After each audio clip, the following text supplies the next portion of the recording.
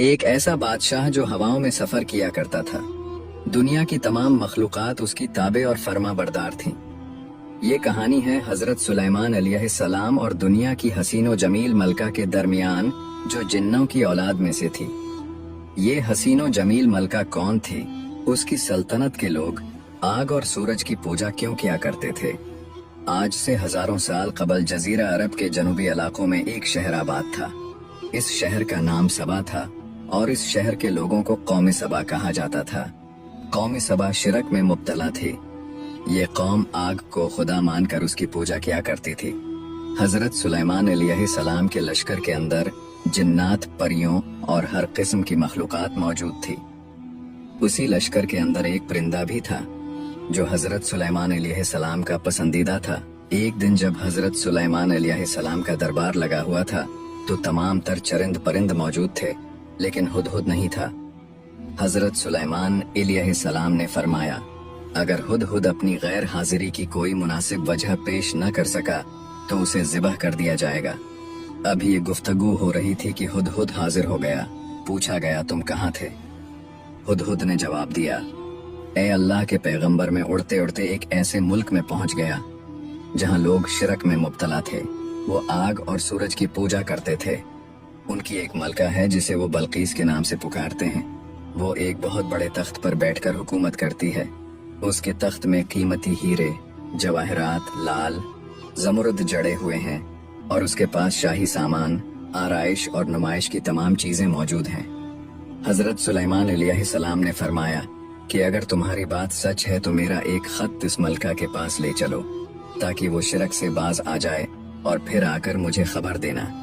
हजरत सुलेमान अलैहिस्सलाम ने खत लिखकर हुदहुद के हवाले करके उसे रवाना कर दिया। हुदहुद उड़ते हुए मलका बल्कीस के महल में जा पहुंचा। मलका उस वक्त अपने आलीशान महल के अंदर आराम फरमा रही थी। हुदहुद हजरत सुलेमान अलैहिस्सलाम का वो खत मलका बल्कीस के सीने पर रखकर वापस निकल आया। मलका बल्कीस की जैसे ही आंख खुली तो वो खत देखकर परेशान हो गई। जब उन्होंने खत पढ़ा तो अपने दरबारियों से हजरत सुलेमान अलैहिस्सलाम के बारे में दरियाफ्त करने लगी कि ये कौन सा बादशाह है, कहाँ का रहने वाला है।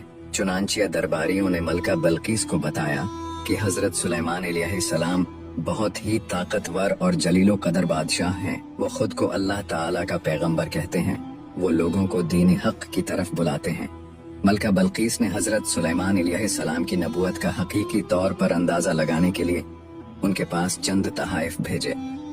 मलका बल्कीस ने सोचा कि अगर वो महज एक बादशाह हुआ तो वो तहाइफ को कबूल कर लेगा। हजरत सुलेमान अलैहिस्सलाम ने तहाइफ कबूल करने से इनकार कर दिया।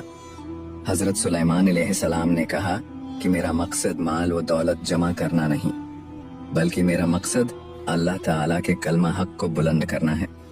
हजरत सुलेमान अलैहिस्सलाम का यह पैगाम सुनकर मलका बल्कीस एक बहुत बड़े लश्कर को लेकर हजरत सुलेमान अलैहिस्सलाम की तरफ रवाना हो गई। जैसे ही हजरत सुलेमान अलैहिस्सलाम को इस बात का इल्म हुआ तो उन्होंने अपनी ताबे तमाम मखलूकात को कहा कि तुम में से कौन है जो इस मलका के तख्त को वक्त से पहले यहाँ ले आए। एक नेक इंसान जिनका नाम आसिम बिन बरकिया था, उन्होंने कहा कि अगर आप इजाजत दें तो आपके पलक झपकने से पहले तख्त आपकी खिदमत में हाजिर कर सकता हूँ। हजरत सुलेमान अलैहिस्सलाम के पलक झपकने से पहले मलका का तख्त दरबार में पेश कर दिया गया। जब मलका हजरत सुलेमान अलैहिस्सलाम के महल में दाखिल हुई तो हजरत सुलेमान अलैहिस्सलाम के हुस्न अखलाक से बेहद मुतासिर हुई। मलका बल्कीस हजरत सुलेमान अलैहिस्सलाम के इस अजीम शान मौजज़े को देखकर अल्लाह ताला की वहदानियत पर ईमान ले आई।